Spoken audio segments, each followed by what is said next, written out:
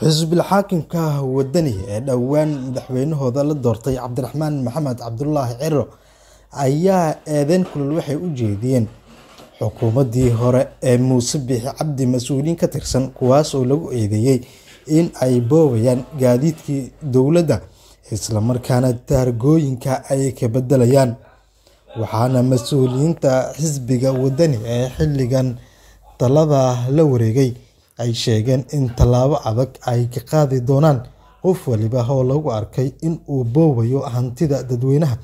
isla markaana maxkamad la horgeyn doono iyagoona sidoo kale soo bandhigay gaadiid taargooyinka laga bedelay isla markaana lagu dhexsito magaalooyinka waaweyn ee Somaliland lana doonayo in laga qaato dowladda isla markaana dad gaar ah ay ku shaqeystaan waxaana sidoo kale afayeen u hadlay xisbiga wadani uu sheegay in marnaba Somaliland aysan aqbali doonin in hantida dadweynaha waqtiga kala guurka aan la boobi karin waqtigan xilligan la doortay madaxweyne Cabdiraxmaan Ciro marnaba sidoo kale suurtagal aysan noqon karin in la boobo gaadiidka dadweynaha ee dowladdu ay leedahay waxaana sidoo kale ay tilmaameen in sharciyo hore loo soo saaray la dhaqan gali doono isla markaana lagu qaadi doono qof waliba ee doonaya in uu boobo hantida dadweynaha xubno ka mid ah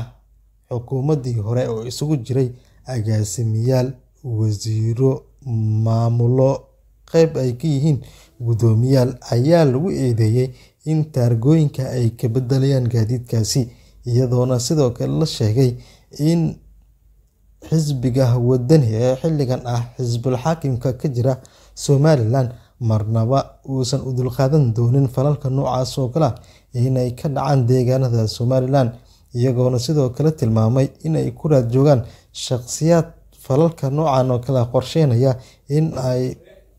ku kacaan isla markaana doonaya hanti kale oo dadweynuhu ay leeyihiin in ay boobaan taas bedelkeedana talaabo adag laga qaadi doono qof waliba oo lagu arko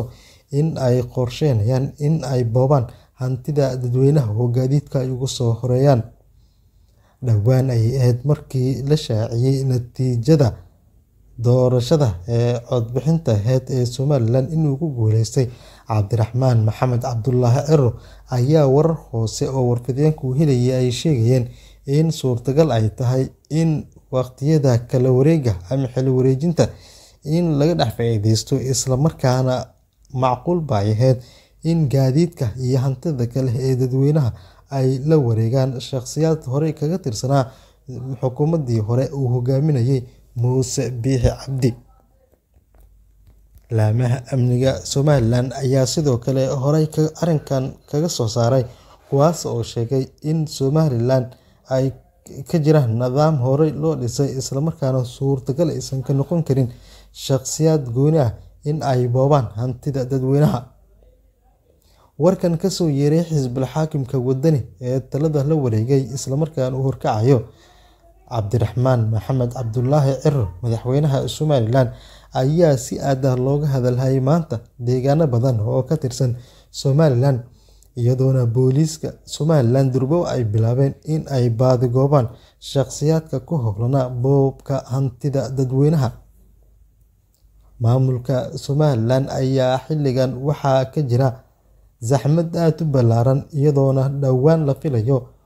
in madaxweyne Ciro uu soo saaro liiska golaha wasiirada isla markaana suurtagal ay tahay in ay ka baxaan xubno horey kaga tirsanaa xukuumadii uu hogaaminayay Muuse Biixi Cabdi